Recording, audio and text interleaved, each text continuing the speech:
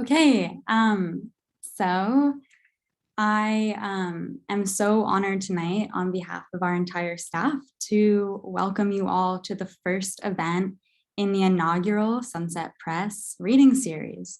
So amidst the isolation and uncertainty of another pandemic winter, I'm so grateful to be surrounded tonight by such a beautiful array of members of the Sunset community, from current students to recent alumni to English and creative writing faculty and Kenyon Review editors.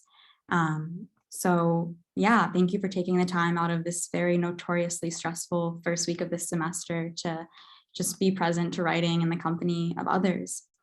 And this evening, we're honored to be joined all the way from Brooklyn by the remarkable poet, novelist, screenwriter, comedian, Twitter infamous, karaoke enthusiast, model Virgo, the one and only Melissa Lozada-Oliva. And Melissa is the child of Guatemalan and Colombian immigrants. She co-hosts the podcast Say More and is a member of the band Melly and the Specs. She holds an MFA in poetry from NYU, and her writing has been featured in Remezcla, Paper, The Guardian, The Breakbeat Poets Volume 4, Wirecutter, Vulture, Bustle, Glamour, The Huffington Post, Muzzle, The Poetry Project, Audible, BBC Mundo, and Gambier's very own Kenyon Review. She is from Massachusetts and lives in New York City. Like many Gen Z audience members tonight, I was a teenager watching a concerning amount of button poetry videos in my high school bedroom when I first discovered Melissa's boldness and originality, floored by the coexisting humor and sincerity of her work. And though Melissa has tackled countless new genres and topics since my adolescence, what compels me about how she moves through the world remains the same. Her precise knowledge of herself, her fascination with memory, her interrogation of distraction, and her comfort with nuance and complexity and messiness in a culture where we're often expected to know and articulate everything we think and feel quickly and concisely. Melissa has been credited for claiming poetry is just obsession, and it only takes spending a moment with her words to experience how impeccably she pays attention to the mundane as much as the apocalyptic, treating both with equal care. Melissa can critique as well as she can cherish, pens love poems as strikingly as ghost stories. Ultimately, her work is a reminder that a poem can be anything it needs to be if it's willing to own its focus loud enough. Beneath my laptop keyboard, I keep a sticker of the title from one of Melissa's poems, which reads, "I'm scared, but I've been here before." In some ways, Melissa's work is always holding us by our shoulders and telling us this, that our fear is grounded in reality, but never in experience, and how lucky we are to have her writing in our hands as we confront those fears. So without further ado, please join me in giving a very warm welcome to Melissa Lozada-Oliva. Wow, thank you so much. That was really, really kind. I'm really proud of myself for not like bursting into tears. It's been a rough week, so that was very nice to hear. Thank you so much. Hi, I'm Melissa. I'm going to be reading from my book Dreaming of You, which is out now on Astra House Press. I'll be reading some new poems, and then we can just you can ask me some questions. We can just talk. I do wish I was there in Ohio with you. I know maybe some of you are remote and coming from wherever you are, but glad to be sharing a virtual space with you. Glad to be in a space with you in whatever capacity. Thank you for having me here. So my book, Dreaming of You, is a novel in verse, which I gave into eventually. I thought of it as just like a rock opera, but it is a novel in verse about a poet whose name is also Melissa, who brings Selena back to life through a seance, and then there's disastrous consequences, and it's about like love and celebrity and obsession, and it's kind of this like coming of age story of a young person in their 20s. I think you can come of age forever, which if you're watching Yellow Jackets, I'm learning you can come of age as a 50-year-old woman. I can't wait to come of age forever.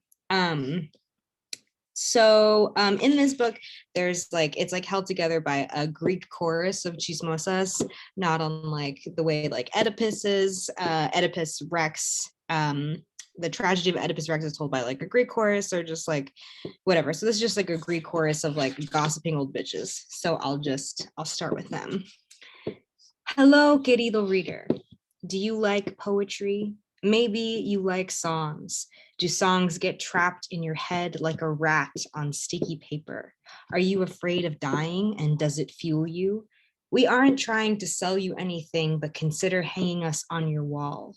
Primero que todo, we love chisme. What is a meal without the seasoning of gossip? What is a conversation without a little talking some shit? We make eyes at each other through the trees. We clink our beers together on rooftops. We send messages later on the car ride home. We all know the story of Selena Quintanilla, the Tejana pop star who was murdered by her best friend and the manager of her fan club, Yolanda Salivar. There are heroes, there are villains, there are fans. There are girls trying to find their reflection in a rippling pond and then feeling startled when a piece of gum falls out of their mouth. There is a frog that thinks the gum is a fly and chokes to death. Where were we? This is a story of mirrors, or what happens when you bring the mirror back from the dead, and when you look in it, you see yourself eating yourself. This is about you, except when it's not about you. This is a love story, but it isn't our story. However, as chismosas, we feel that it happened to us. So we believe we are the best ones to tell it. We will try to tell it to you the best that we can. First, let's introduce our speaker, who does not speak entirely for us. She is just a girl who dreams a lot. Okay, and then I'm gonna go into this poem. This is my Tinder love poem that I wrote when I was violently single in 2017. And I thought those days were over, and now I'm single again. And I went on a date with someone who cuts his hair by setting it on fire. So, as I said before, you can come of age eternally. This poem is called 6'5", looking for something casual that has the potential to be something more. And then there's a winky face, which always feels like sexual assault. So here we go. In a dimly lit restaurant. Is this a date? Walking back to a car in a dark parking lot with a gun to my back. Is this a date? In the trunk of a car. Is this a date? In a room tied to a chair with one dangling light bulb. I actually would say I'm like an introverted extrovert. Locked in an attic, dressed up as a doll with a bowl of water and a plate of food at my feet. Yeah, I don't know. I just have such a weird relationship with social media.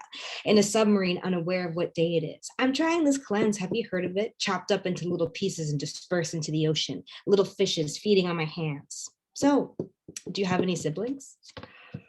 Oh, I have to yawn, but I'm not bored. The yawn came over me. Okay, I'm gonna read another one. Let's see. This is a little, okay, you know what? So Melissa meets someone and she's like so into him. These are told in little like crush sonnets. So a sonnet, if you are aware of William Shakespeare, is a poem that is 14 lines and 7 syllables a line. And like ideally it should be an iambic pentameter, but I'm a dumb bitch. So I've once heard that people speak and like our hearts beat to iambic pentameter, and I was like, that's cool. So I'm gonna make that into something sweet. So these are two people who are falling in love talking to each other. 1. Oh, hi. What are you doing here? I'm food shopping for food to eat it. Wow, wild. I do that all the time. Do you have a favorite food to eat? Yeah, I could think of a few. Not picky. Me too. Well, I don't eat meat. Yeah, same. Or I make vegan choices. Would you ever want to eat something? I mean, I eat all the time. Do you mean together? If you're interested, that is. I'm interested, definitely. Cool. Well, I'll see you around. Oh, sorry. Oops, I thought you were going to the left. No, that was my bad. Please, after you. Okay, I'm trying to like make my voice lower for like the boy. All right. 2. We haven't touched each other all day. Wanted to make sure it was mutual. So we'll sleep stiff, like we're made of metal. Yeah, just 2 robots who are not touching. We could hold each other's pinkies like this. I like that. But now the seal is broken. Oh no, disastrous consequences. I'll never see a unicorn again. Do you ever feel like you don't belong? Like you're an alien or something? Like any second, someone could notice. You smell good. Can I come closer to you? What if I told you I was abducted? Then aliens did a good job with you. 3. Let's play a game. Who are those people? An old couple on their way to the movies. What are their names? What do they fight about? Lorraine and Georgia. They fight about time. Who do they miss and why don't they see them? Their son Edgar. He went off to the big city. But I thought we were in the big city. There's another big city up in space. Oh, back to aliens, I see. What's Edgar like? Edgar is a dancer and he never dreams. So when he closes his eyes, what happens? Just wet darkness, just the shadow of stars. If I were a stranger, who would I be? A funny woman I'd like to talk to. Okay, I'm gonna get to this poem. So, this poet thinks that falling in love will fill the hole in her life, and then it doesn't. And then she's like, what if I resurrect someone back from the dead, and then that fills the hole in my life? So this is her trying to do that. It's a poem called Resurrecting Selena. My reasoning: because it is not enough to be seen, because I need to see, because I miss her even though I've never met her, because it had to be me, because if it wasn't, then it would have been somebody else. The medium. I'm tired of feedback and I'm addicted to the internet. If someone else gets involved, it would just be too messy. I need flowers. I need a moonlight dance. I need a song to sway to and access to Wi-Fi. I do some research. I go down YouTube holes. I come up with my own method. How I brought Selena back. 1, grow out my hair, purchase chunky gold hoops, buy some bright red lipstick that will stain. This is mainly for effect, but it can't hurt. 2, I sing backwards into a recording device and then play the recording device backward. 3, I can't tell my friends anything about this because they would think I'm nuts. 4, so I get rid of my friends. 5, I take out a loan and turn my bedroom into a lab. I take a USB drive full of Selena's images, songs, and interviews and put it into a pot of my period blood. After 3 weeks, roots begin to grow at its ends. I set up a table. I draw a figure on the table using lipstick. 6, I sing backward into a recording device and then play the recording device backwards. 7, there's more to do. I wake you up and I ask you to quickly think of the name of the girl in elementary school with the prettiest handwriting. 8, I walk into the kitchen, tie a red string around my finger, say this girl's name 5 times while spraying Fabuloso into the air. You walk in on me and are all, what are you doing? 9, I spray you in the face because I am a reactive person. 10, I run away because I am a reactive person. 11, I come back because I thought about what I've done. 12, days go by. Finally, it is midnight and storming. I take the USB out of the pot of period blood and I put it in some soil. I add fertilizer. I've never been good at waiting. 13, there is a cracking in the air. The walls are vibrating and I'm holding the whole room together. I'm on the ceiling and underneath the basement floor. There's a rapid knocking on the sliding screen door, a scream coming from the pot. My cat hisses. The lights turn on and off. I'm in the closet spying and outside of the closet feeling like I'm being watched. Now it is midnight. I open a girl-shaped door. The knob holds my hand. A cloud of pink is in front of me, rising from the table, the kind of stuff that leaks from attics. I put my hand in and scream. 13A. Now I'm in a white dress running among the trees. You are behind me holding up a jukebox and is playing something with drums. 13B. You lose me among the trees. I hear you calling my name. I want you to keep chasing me and I don't want you to know how far I would go to find out the truth of something, to scratch an itch that will tear the whole universe open. I'm sorry about this, but I'm not sorry about this. I'm already lighting the candles. I'm drawing a circle in the dirt with salt. I'm taking off my shoes. I'm already feeling the dirt beneath my feet dance. Okay, we will get back to those adventures. I'm going to read some newer poems. So let's see.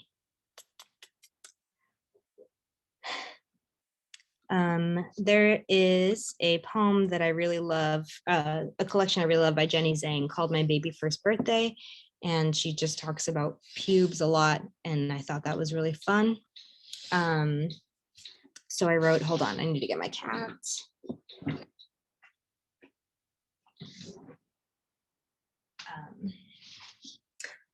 So this is called Pube Poem after Jenny Zhang. Pubes are sticking out of my floral dress again because I'm wearing sexy mesh undies again, because it's laundry day tomorrow again, The mesh undies are from best friend forever who got them for me as a joke. Or maybe I got them one morning at the Urban Outfitters in Harvard Square after being an absolute whore.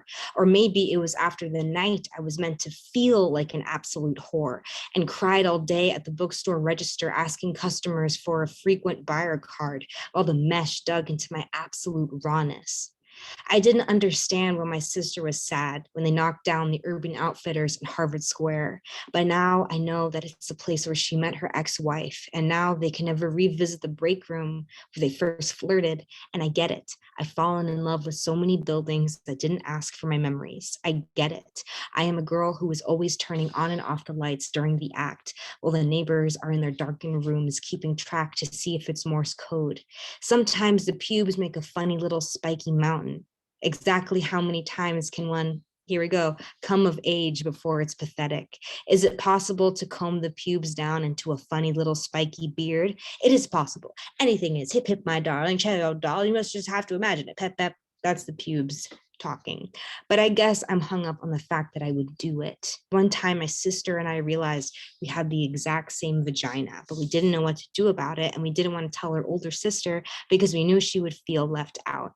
Tonight, I fell asleep in my floral dress, fantasizing about getting hit by a bus or wiping the pubes clean with a throwaway razor. And they are the exact same feeling, actually, like enough is enough. I'm not taking this anymore. Get out of my house, Larry. All your life. Have you ever actually met someone named Larry? Don't worry.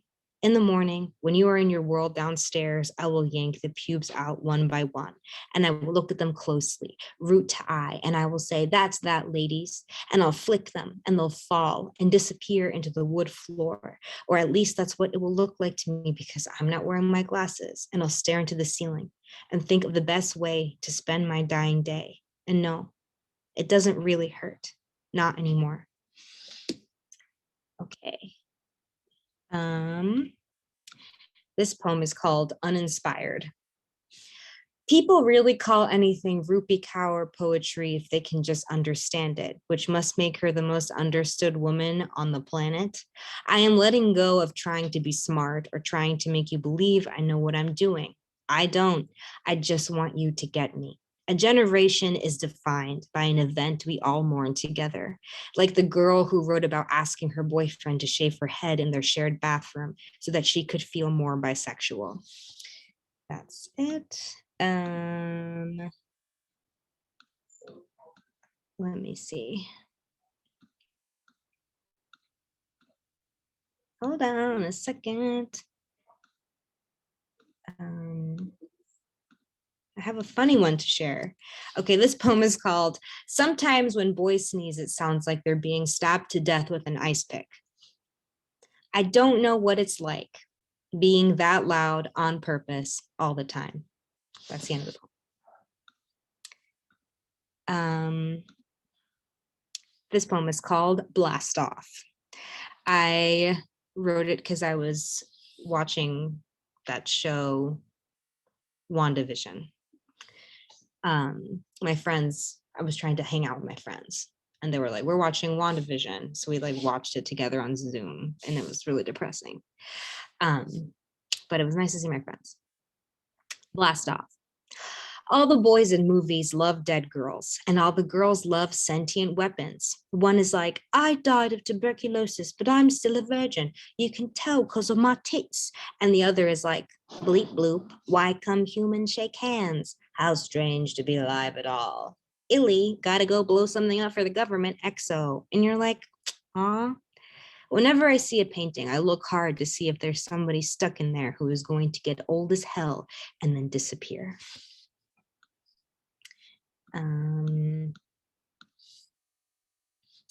Okay. I'll read one more from this little collection of, I'll just call their pandemic poems. I wrote these all during the pandemic. Okay, two more. He was obsessed with saying we're just machines. But why? Nothing is true and nothing lasts forever. We are plastic stars stuck to the ceiling. We are animals too. We are sad aliens kissing and killing each other accidentally on purpose. There's a buff hornet carrying a cicada over a fence. There's a person-length dry erase board on the street, and I didn't write any poetry on it. I'm just a wet little idiot floating through space with you. Okay, where is like the poem that I'm trying to find? Okay. So this is like, I guess everyone gets to have one poem in the span of 3 years that we've gone through this terror. This is mine, or that defines whatever. I really thought this would like be irrelevant, and it's not. Anyway, this poem is called There Is an Intimacy. There is an intimacy when the Q-tip touches my almost brain. About to reach the moment I peed my pants at my cousin's birthday party or kissed a boy who isn't alive anymore. All the time I wonder what he would think about this. The sound of forks clacking together as a waiter takes orders behind a mask and the sun sets on this dying empire.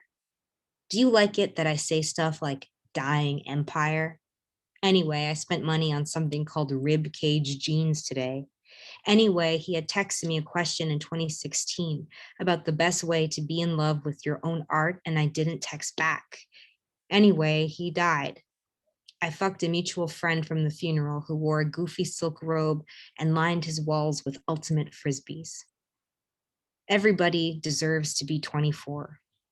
I count down from 10 and I feel bad that I still believe there is poetry waiting for me at the top of the Williamsburg Bridge, where I get breathless on my bike watching the buildings blink and the J train barrel past me. I want to be like, call me, haha, after the Q-tip pulls out from my nose and I slip up my little face mask. But instead, I'm like, I don't think I'll ever get used to this.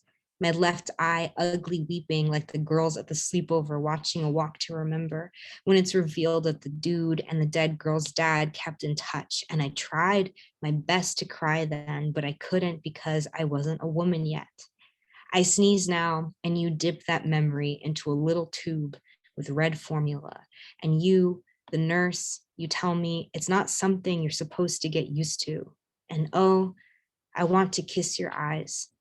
I want to never have to see you again.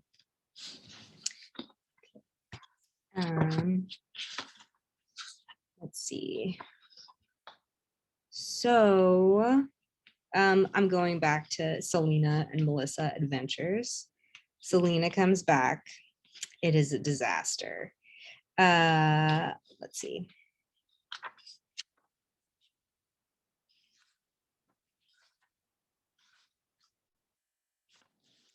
Selena and me.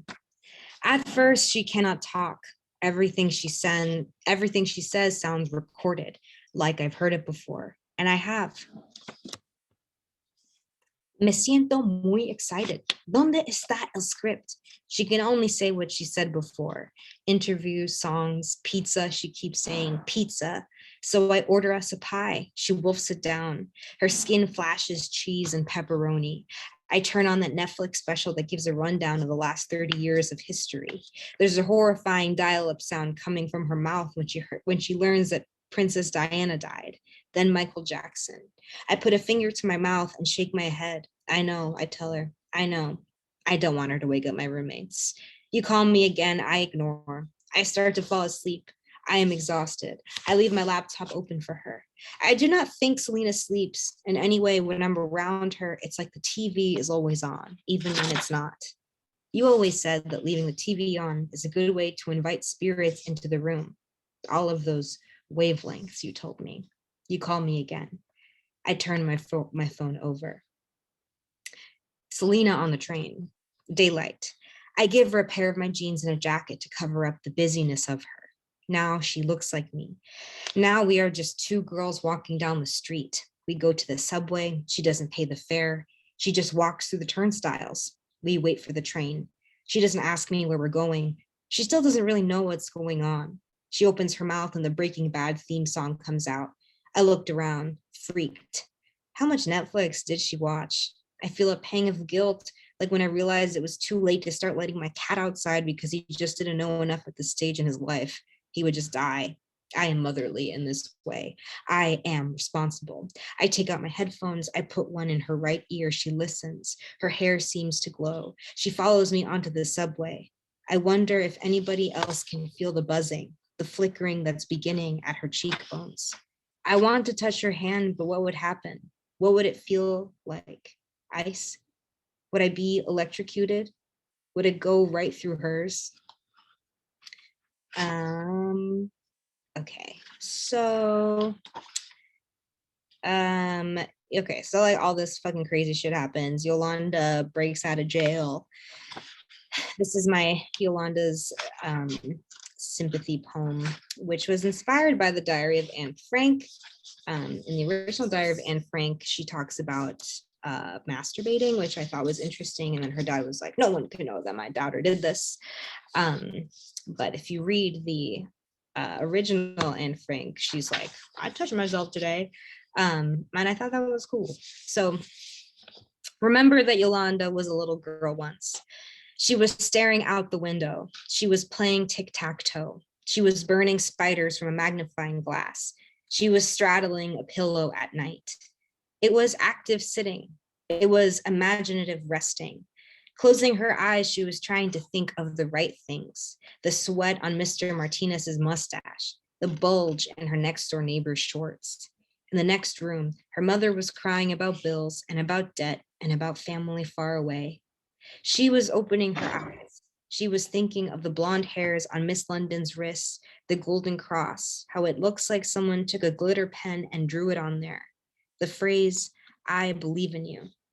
She was dreaming of tracing her fingers on that honey neck, of yanking whatever God had put there. She was rubbing the chain all over her own neck and face and that stage between her legs. She was feeling herself start to glow.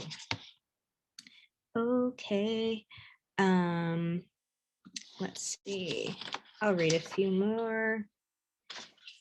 And this poem is after my friend's poem, Olivia Gatwood. She has a poem in Life of the Party called Will I Ever Stop Writing About the Dead Girl? So I wrote one called Will We Ever Stop Crying About the Dead Star? Will we ever stop crying about the dead star and all the ways we find them in our hairbrush or the screens that light up our 9 to 5 eyes? Will we ever stop crying about the dead star, the one who wrote the song we put eyeliner onto, the one who we play in the house when there's nothing else to say to our families, a car game that happens outside of the car, the feeling of steadily leaving this place, but still remaining inside of it. We say we miss them, but we don't mean them. We mean the autumn we discovered them, when we had our headphones in and felt like we were in a movie.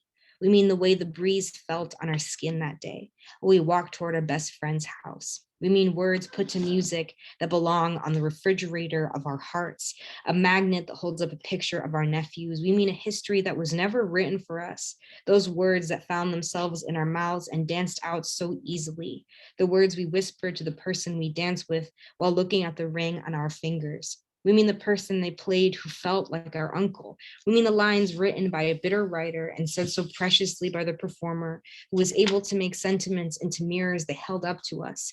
We mean our very own precious identity, turned into dust and packaged into a pill we can swallow. Another one died today and the world felt darker because we were left with ourselves. How can I stop crying about the dead star when I'm slowly smoking away in a room? I am desperate to give everything meaning, including myself. I'm trying to make this universal. I'm trying to include you. Once you told me you felt this way before. You've sat on my bench and you've looked up at the stars. You've thought nothing matters. Why am I here? You've thought I haven't made anything worthwhile and why would I try? But then you told me I've gotten cold and I've gone inside. I've turned on the stove. I've waited for the water to be ready. I've made myself something to eat. Okay. So capitalism swallows up everything and they make the best of this situation. And then there's a dead celebrity prom. Dead celebrity prom. Here, the audience almost wishes for blood, for camp. arms waving off and hastily fastened back on, the body breaking and with a few snaps shuffling itself together again. They want coordinated dances, hands creeping to the beat back to their owner. But here, there's none of that. No rekindled romances or feuds, no wine spilling out of the hole in Elliott Smith's chest, no flirting between Jimi Hendrix and Amy Winehouse. Amy is in the center of the dance floor, arms wrapped around herself, but so is everyone. There is a general sway, but no music. Watching Michael, there is a sick feeling. The king is back, but no one wants to talk about how watching the king is like watching a video of an impersonation of the king in a basement with a bad connection. Prince is here. That's pretty cool. Everyone had to check their bags, even though you can't kill the dead twice. Outside, there are protesters. It's a scam. It's the government. It's a promotion for Bieber's new music video. The air wishes it were metallic. After an hour, people start to leave. Someone says, that was so crazy. Another says, I'll never forget this. If they stayed the whole time, they'd notice the glitching, the way the dead musicians gathered in the center holding hands, how they opened their mouths, how something rang out of them, like a collective roar, or a feral call to the beyond, or the sound of many hands slapping themselves together until they are raw. Okay, I'm gonna read like 3 more poems, take another break from that. These 2 poems are coming out in Pigeon Pages. I didn't realize that they belonged together, but they do. I think I'm yawning because I didn't get enough air while I was reading. So these are 2 poems that are about traveling back home during the pandemic with a partner. This one is called I Love You and My Dead Grandfather's Button Down. Rolling down the highway again, I'm thinking that this go around, I wasn't so jarred by the passing of time. The trees were still shaking green, and the light was still hot and new, but my mother had beheaded the giant sunflower that had been blooming the month before and had left her brown in the back, full of seeds for me to take. Whenever it is that I finally decide to floss, I'll have to bleach my gummy blood out of the sink. The student dentist once told me that it's negligence that's expensive. She was so perky and familiar, funny, a fellow young person bored at a family gathering, stretching against her tights. The man supervising her said to come back when I have a job that gives me insurance. I get exhausted realizing who I am over and over again. When my mom was on the phone with technically her sister in Guatemala and scrubbing the dishwasher, casually talking about her trauma, I felt like a little pussy bitch because I hadn't survived anything. I didn't text you about it because I know you wouldn't know what to say. She flicked on the burner, didn't meet my gaze, and she said, that is my tragedy, haha. I told our friends about it in front of you, pouring her accent down my mouth and all the hair stuck inside of it. Next time, on our way back home, what if we went to go see the large ball of rubber bands Jess is always talking about? I don't even know if it's real, but you could take a picture of me anyway, with my hands against it, pushing and pushing. Okay, you know what? I might just read not the other one.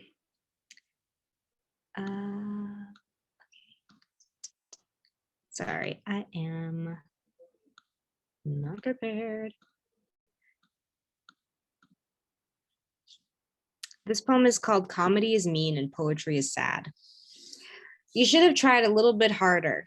Not all of us can get by on a cute personality. Some of us actually have to work hard. That's never been me.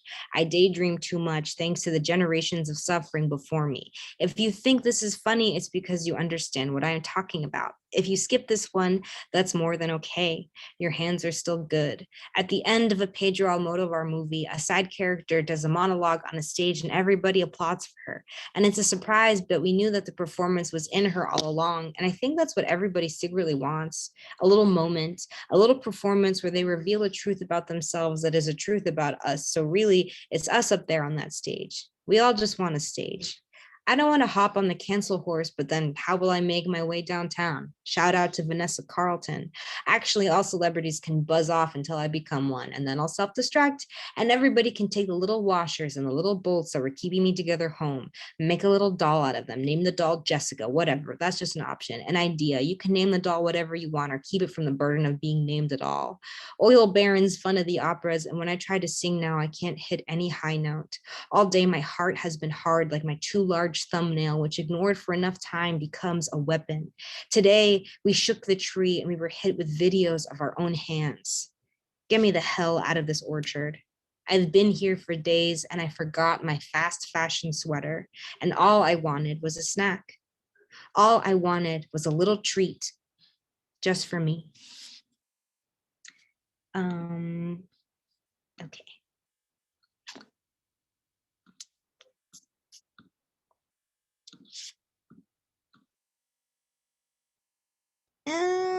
No. Okay. I'm going to read one more and then we can do questions. So this poem is a contrapuntal. This poem is fun because it's like 3 poems. So let me see if you can see me. And thank you for all the kind words in the chat. I've been seeing them. So a contrapuntal is a poem, is 2 poems that can be read separately, and they make a 3rd poem when they're read together. And there's something very romantic about it to me, kind of like maybe in like a Steven Universe way, like you create someone else when you are when people are together, they like fall into roles that they can't help. I live around a bunch of construction. Sorry, there's like a bunch of noises happening.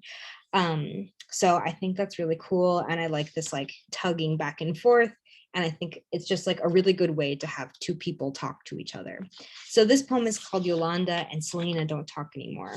So this side is Selena, and no, sorry.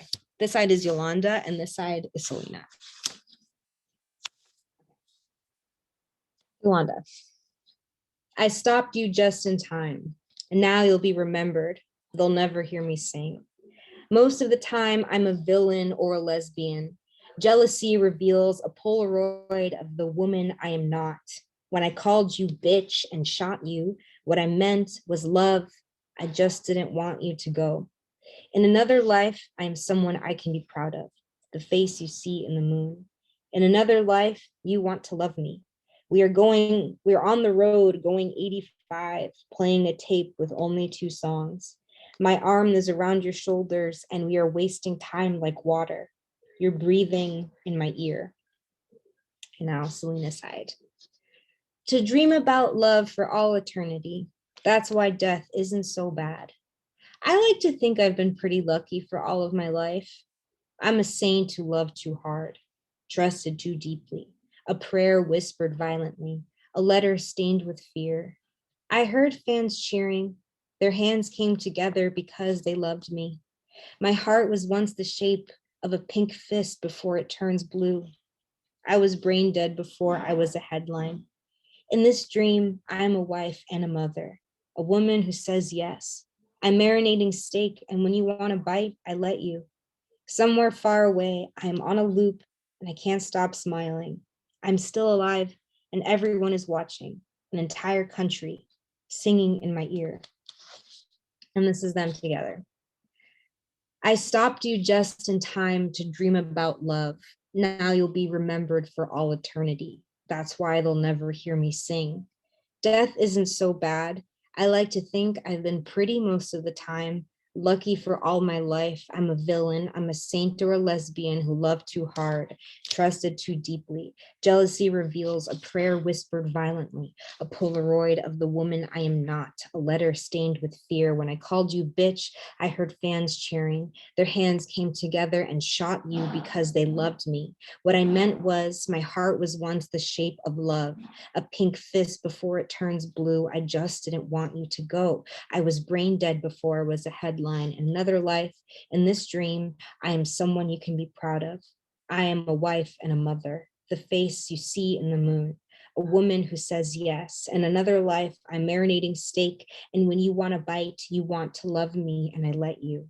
We are on the road going 85 somewhere far away. I am playing a tape with only 2 songs on a loop, and my arm is around your shoulders, and I can't stop smiling. We are wasting time like water. I am still alive, and everyone is watching. You're breathing an entire country, singing in my ear. Thank you. Thanks, guys. Oof. Thank you so much, Melissa. Thanks for having me. Everybody, please give it up for that incredible assortment of poems. I know I'm going to be carrying a lot of those lines with me into the coming weeks and months. Thank you for sharing new work too. Yeah. Thank you for listening to new work. Always. Yeah. So we have a link here where you can check out Melissa's poetry chapbook and also her novel and verse Dreaming of You. And now we're going to transition to our Q&A, which I'm going to turn over to the incredible Michaela Connolly, one of our poetry editors at Sunset Press. Hi, everyone. Hi, Melissa. I'm going to kick off the Q&A with my first question. And then anyone who has questions, feel free to use the raise your hand function or just raise your hand. Or also, if you don't feel comfortable talking over Zoom, you can go ahead and send your question in the chat. And we'll just go along that way. If I can briefly geek out for 1 second as well, just as well with Virginia, I also grew up watching button poetry videos all the time. And actually my first introduction to slam poetry was a video of one of you performing one of your poems, Melissa. So I've been a fan since I was 15 and I'm 21 now. So this is a really surreal experience. So thank you for being here. Yeah, this is so my first question is, how do you know when a poem is ready to leave you? How do you know when you're ready to sort of submit it and let it go? I think yeah, in a very annoying artist way, you kind of just know. And you're just like, all right, this is done. I don't want to touch it anymore. And then maybe right before you submit it, you're like, okay, I'm gonna change that line break or something. But I think that kind of only comes with time, when you know that a poem is ready. And also going through an MFA, I have more of a succinct idea of when a poem is ready because of the fucking academy or whatever. So maybe it's up to what they think is ready and done.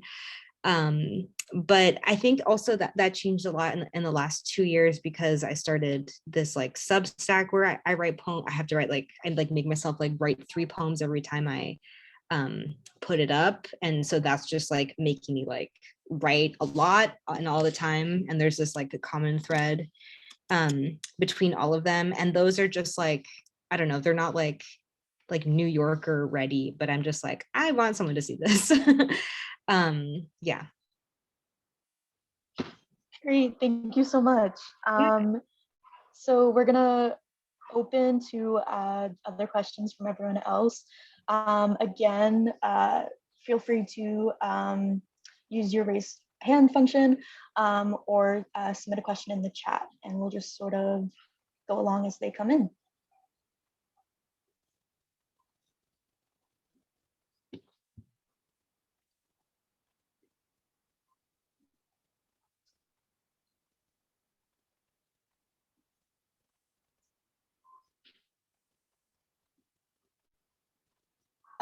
Okay, the first person I see is Grace. Hi, Melissa. Thanks so much for being here. I don't have the most specific question, but I know that I want to know more about your affection for Selena, or, just your connection to her, how, just whatever, more you would like to share about Selena and Yolanda. Yeah. I mean, my connection with her is pretty basic millennial Latina girl just like grew up under her shadow after she died, was really not aware of her until like, you know, movie came out. And mostly my affection for her has a lot to do with my affection for my older sister and my younger sister, and how we would like listen to her songs together. My older sister like really loved her and like knew all these facts about her. And I wanted to be just like my older sister, who was like 8 years older than me. And she was just like this model of like womanhood and all this shit.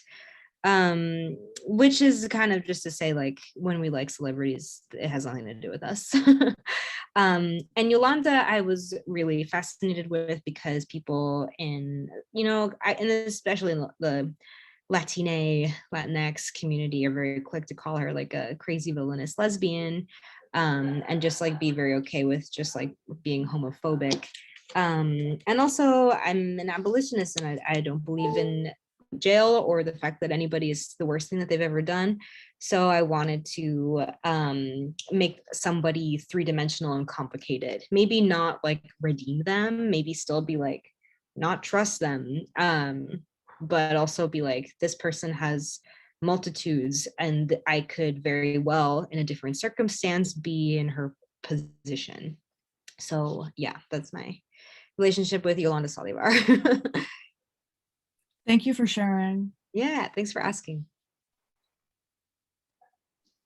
Okay, next is Hallie. OMG, you got it right.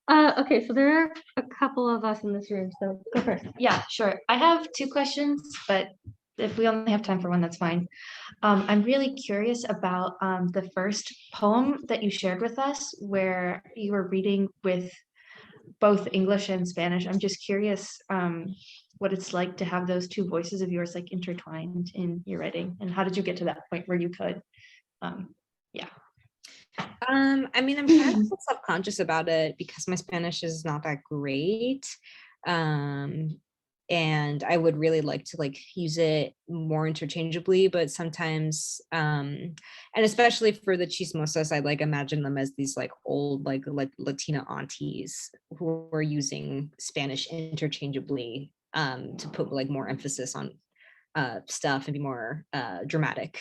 So I don't know. I just had like my mom's voice in mind, my my tias and shit. Or like even my older sister who will still be like I, or like I carajo, like even if she just like speaks in English most of the time. Yeah, I really wish I could write in Spanish better, but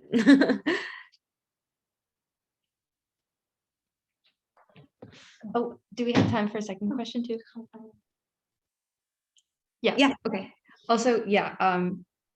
Thank you for your response to the first one. Yeah, I totally understand. Like as a bilingual speaker myself, that's not like fully immersed in my other language that's not English. I kind of get that, and I'm curiously trying to start like incorporating both in one voice, you know, instead of having like two separate.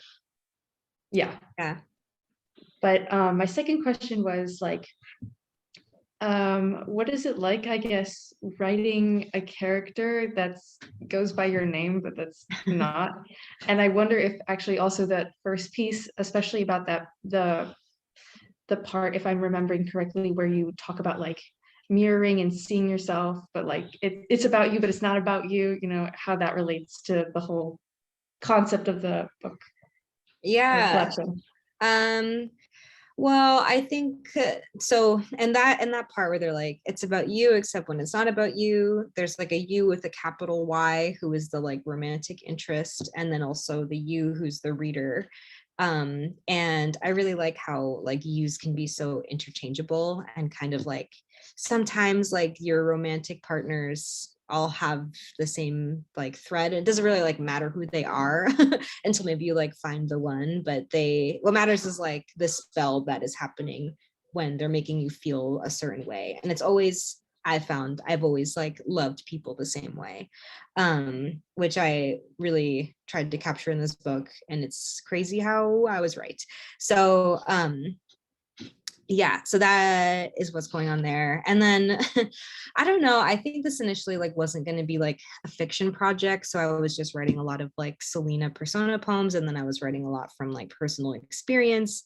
And then what happens when you write a poem is like, and when you write about somebody, is that it kind of stops being about you and it stops being about them. It starts being about this like third or fourth dimension where they're like immortalized, and you know, you like have a child and then you're not in control of them anymore. They are, but you are maybe responsible for them. You are responsible for them, but they can kind of do whatever they want.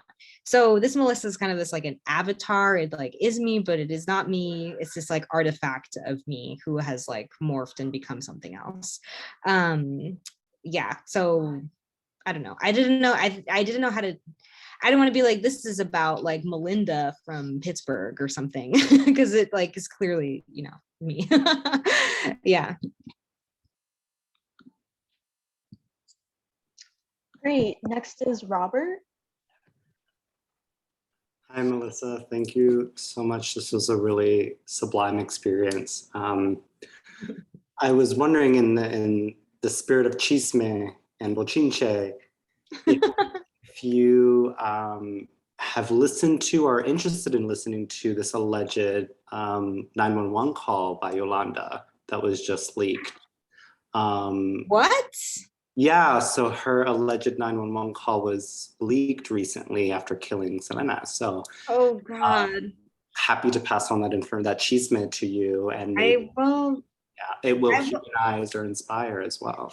Oof, man, I really selfishly wish I had access to that like 2 or 3 years ago, but I also feel like it's probably really chilling to listen to, kind of like how you can listen to the Jonestown suicide, like everyone in the cult of Jonestown, you can listen to them die on Wikipedia because you can like hear them all drink the Kool-Aid. It's different. Anyway, don't do it. Don't listen to it. But that sounds like as chilling. Like, oof. Oh my God. I'm gonna like pray. Wow. Thank you for telling me that though. I will eventually check that out. Thank you again. Yeah, thank you.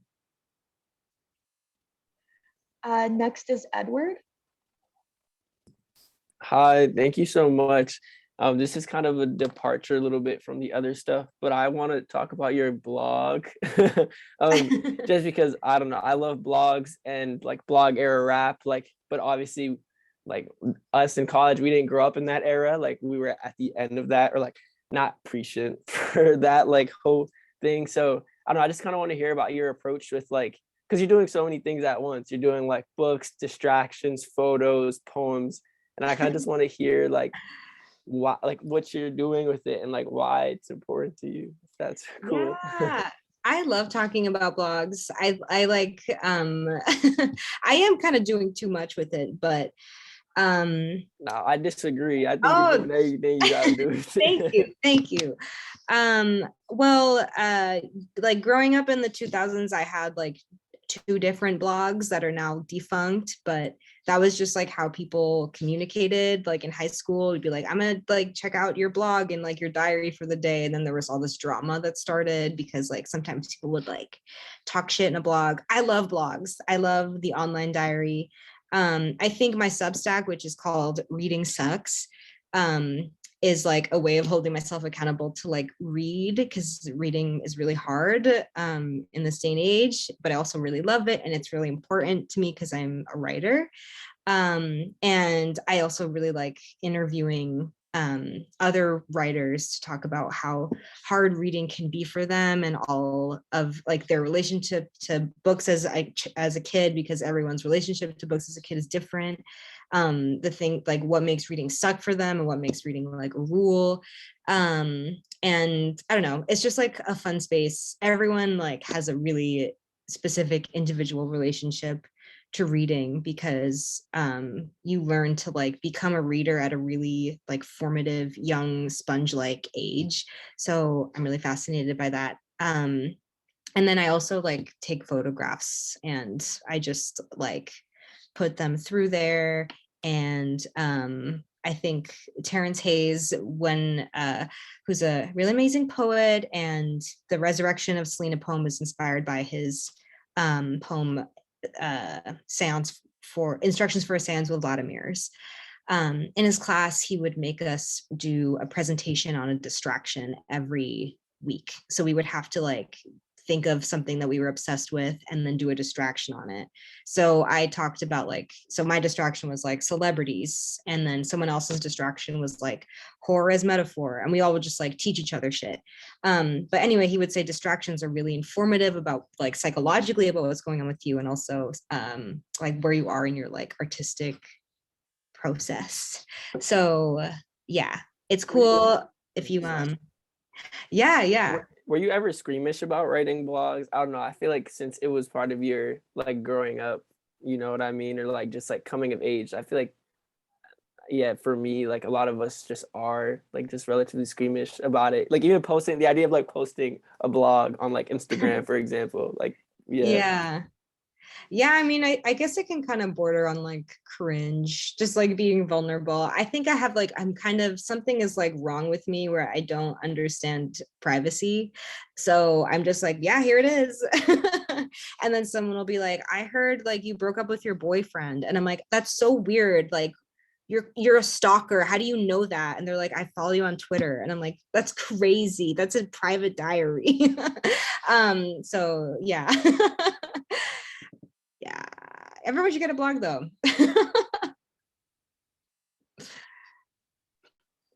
Okay, so next it's gonna be, it's Cubby and then Natalia, and then I think Tariq had their hand up, but I don't see it anymore. So if you don't have a question, Tariq, then we're gonna go to Hallie again. Hi, thank you so much. That reading was amazing. Thank you so much for being here. I'm a huge Say More fan.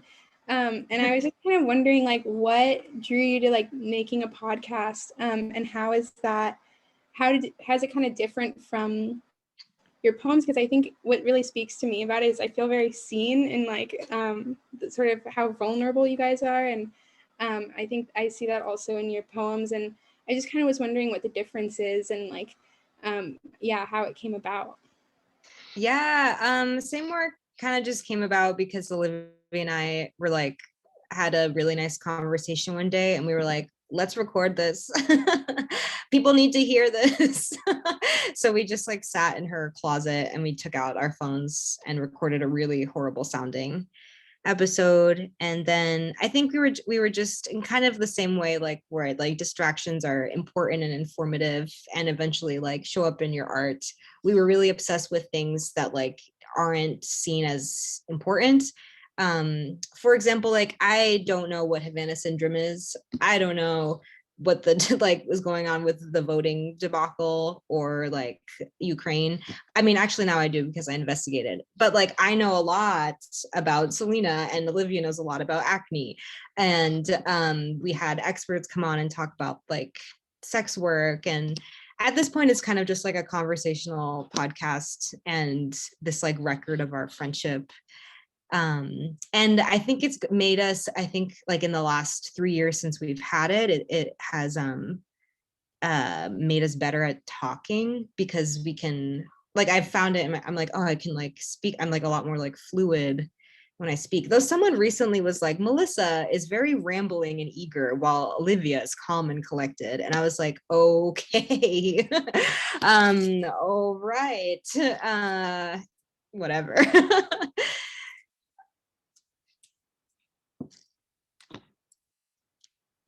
Hi, hello. Thank you so much for being here. I'm fangirling in my dorm. And I'm wondering, kind of similar to Cubby's question, because I love Say More a lot. And I'm wondering, how does Say More inform your writing? And how does speaking on a topic in conversation with Olivia and kind of intellectually, if you guys have like built up research on a topic, what's that experience versus like speaking on that topic through a poem or more emotionally or intuitively when you're on your own? I think a huge myth about writers and writing in general is that it's really solitary. And I'm sure some people are just like, no, my best writing happens by myself. But I think like, I mean, I couldn't have written this book and I couldn't be writing what I'm currently writing. I have like 2 books being announced tomorrow, and both of those are both like heavily informed by like the people that I'm in community with and like my family and the stories that I've been told. So like for me, other people are super important to my writing process. And I think like with Say More, I think we're just both like holding each other like accountable, and also being like, oh my God, just like tell me more about like what you think about that. Let's like pick that apart a little bit. Let's like roast each other a little bit, or just like why is this like little corner of life so fascinating to us? And it reveals like the stuff we're interested in like reveals a lot about us, I think. And the stuff we don't say reveals a lot about us. So yeah, I think that's something to keep in mind. Like, you know, writing can't happen without other people. So you need to be like, writers should like learn how to be humble, and readers and like listeners, and someone who's just like asking questions.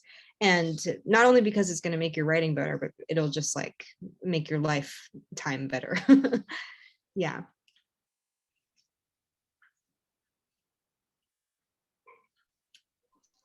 Next is Hallie. Hi. Sorry, there's a lot of people in this room right now. Anyway, I just wanted to ask, because when Sunset Press sent us that this reading was happening, they sent a lot of videos of like button poetry and you performing spoken word specifically. Yeah. Do you have any advice for like people who want to start doing that, especially in like a serious kind of way? I really only have advice if you want to start doing that, and it's the year 2015. Things have very much changed right now. And I was just this like very wide-eyed 21-year-old going to competitions and hoping that like these executive men would notice me with their cameras. And then they did. And I was very lucky, and it was like this weird lottery process that I don't really agree with.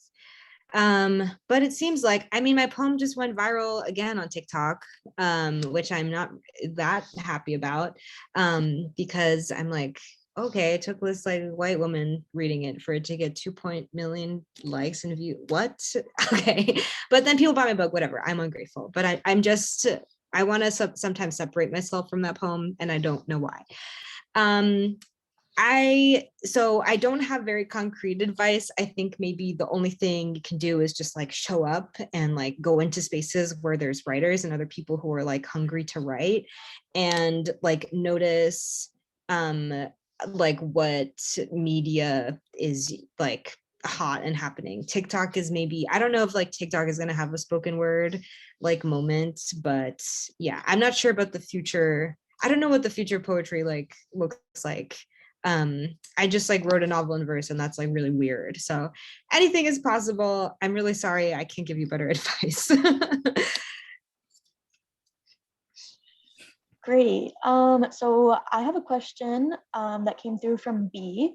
And they ask, when writing a comedic poem, how do you balance sincerity while still being funny?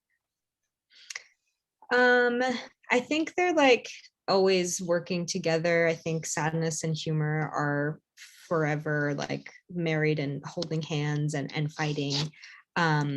And the loves of each other's life. You can't have one without the other, I think.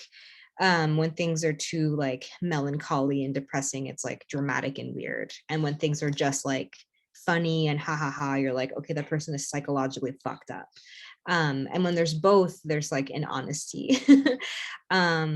So I think humor like just like really reveals something about somebody. When someone is like constantly cracking jokes, usually they're kind of like a wounded person. And like you're like, why can't you ever be like serious with me? I see this a lot with like my comedian friends. Like I can only like really like get to them after like, you know, I've hung out with them a few times and like a few drinks in and it's just us. And then my poet friends will be just like, I'm processing a lot right now. I love them both to death though. So what was I saying? Terrence Hayes again, the teacher of my life, once was like, Melissa, you're pretty fucking funny, but so is Louis C.K. What are you hiding? And I was like, damn, what? But he was right. I just kept writing these like funny poems, and I didn't want to have anything with depth. And I wasn't using both of them to, I wasn't like making them work together. So yeah, hope that answers your question. Just like, yeah, they work together. You just have to see it. Next is Teresa and Jules. Hi, I'm so excited that you are on the screen. I am a big fan of everything that you do, but I was just wondering kind of generally what music you're listening to right now, or what your favorite albums are, or what your favorite Selena song is. Whichever you want to answer, I will just take that answer in my heart. Cute. My favorite Selena song is Si Una Vez. I'm listening to Indigo D'Souza and Dijon. The new Dijon album absolutely is really, really beautiful. And yes, I'm listening to that a lot. There was something else that I was excited about. I'm listening to like soundtracks while I'm writing. The Phantom Thread soundtrack is really nice to write to. It's just like haunted classical music. I'm getting old. Yeah, but Indigo D'Souza and Dijon, check them out. Yeah.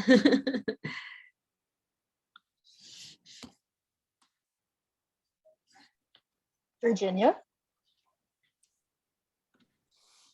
Hello again. I had a question because I think it's really interesting, like, to observe writers and how they engage with like social media or their online presence. I think especially right now, like, as a lot of writers have had this like pressure on them to like create a brand or be really recognizable or like familiar, and kind of just like this weird line that occurs when like your presence becomes so like interchangeable with your actual work, and like the line gets really blurred. And I think like it's hard to really tell what somebody's life is like from that, obviously, but the way that you seem to engage with it is like very like there's so much variety, and it's kind of seems like this like outlet for you. And I'm really curious about sort of like your relationship to social media or online presence in general. You talked a bit about blogging or podcasting, but on other platforms, and how like you maybe have felt pressure at different points or not, and just sort of how you kind of sit with that and like use that alongside your own like actual creation of, you know, poetry or novels or creative work. Yeah. I really love social media, and I really hate it. And I think I'm like constantly like functioning at the whim of it, and kind of like in the last 5 years have been a part of this like hot sad girls online or something, you know. There's like I think I'm like in that genre. Maybe in the last year I just realized I'm hot. No, but like something like that, where there's just all of these like funny like beautiful girl comedians who are like extremely lonely and candid online, and like talking about all these people who've wronged them. And I just like love it all. And then sometimes I'm like, oh my God, I'm worried about you guys. But then I'm like, oh my God, people are probably worried about me. And I don't know, sometimes it's just a way to spiral. And it's like a way of being like, I want someone to see me so bad.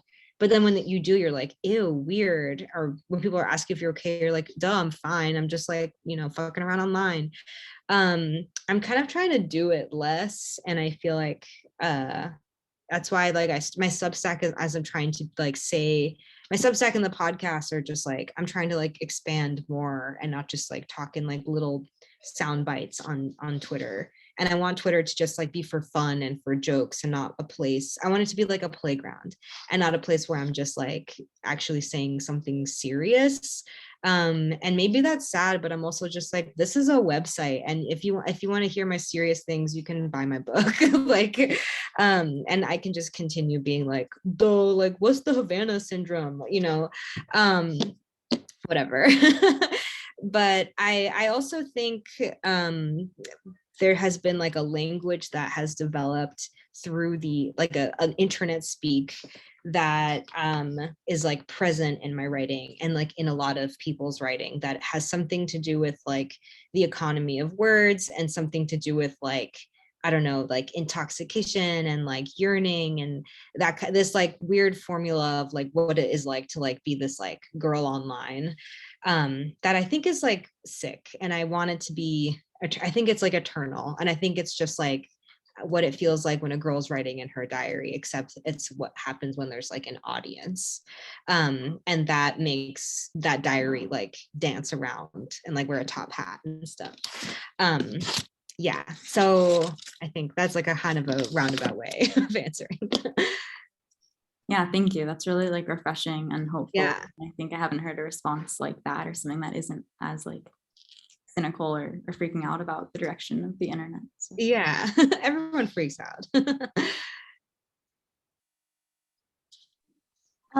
So I think we have time for like 1 or 2 more questions. Does anyone else have any questions?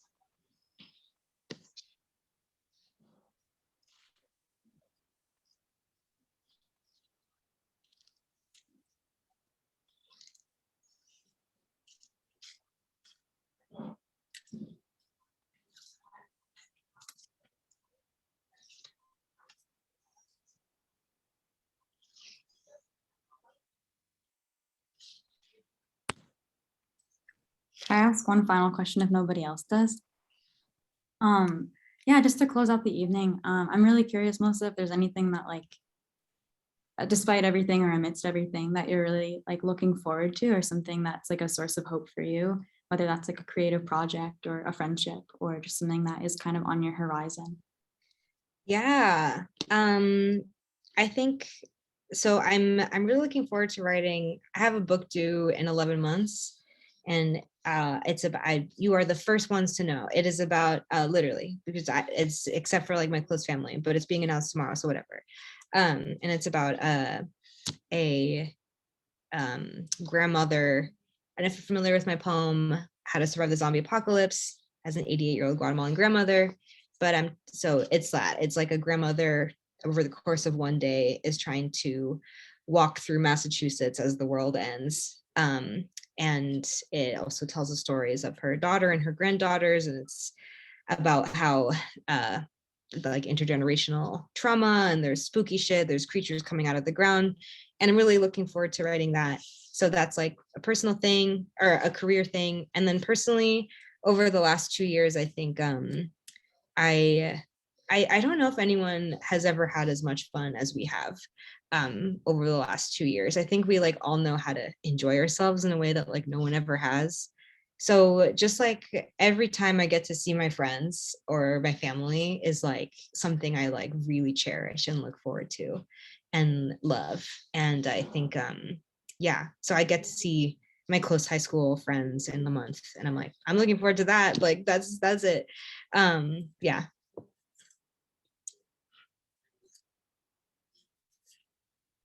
And I see Grace has a question as well. Yeah, sorry, Virginia's question was conclusive and good, but I guess I'm wondering if you have any sort of artistic mantra or some sort of thing that you tell yourself that like keeps you going. Like, are you always writing down thoughts as soon as you have them? Like, I don't know, any sort of like artistic, I guess specifically literary advice for us as, you know, youngins in this world. Yeah, I think you just have to keep up at it. It's a kind of about stamina. And it's kind of this like challenge of like, am I gonna give up on this? Because like everyone's telling me to. I think I'm a writer because I'm like too stupid to do anything else and too lazy. And I just was like, I'm just gonna do this. And then also that like nothing is permanent. I think I like know that now, like nothing is permanent, everything ends. And like, what an amazing thing. Like that you can only enjoy something for so long. And also that the horrors only last for so long. And that like struggling through something only lasts for so long. But because of that, you have to like really pay attention because it's gonna go, you know? So to just like find a way to like look and remember. Thank you so much. Yeah, thank you.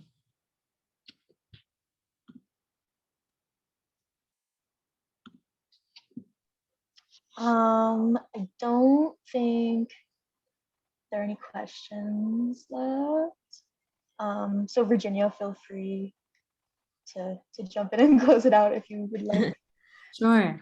That was also really beautiful and conclusive, Grace and Melissa. So thank you to each of you for making time again. And yeah, on behalf of all of Sunset Press, again, we just hope that tonight's reading has given you some advice and some inspiration and some joy, honestly, to carry with you into the coming months. And yeah, before we say goodbye, just thank you so much again, Melissa. We're really rooting for you on your 11-month deadline and all of your other exciting. Thank you so much for having me. This was really so lovely, and I almost cried multiple times. I don't know, it's something is in the sky, but you are all so lovely, really lovely questions. Keep writing. If you're all writers, I'm rooting for you.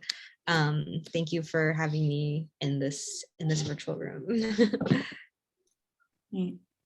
Good night, everyone. Good night. Thank Take you so care. much. Thank you.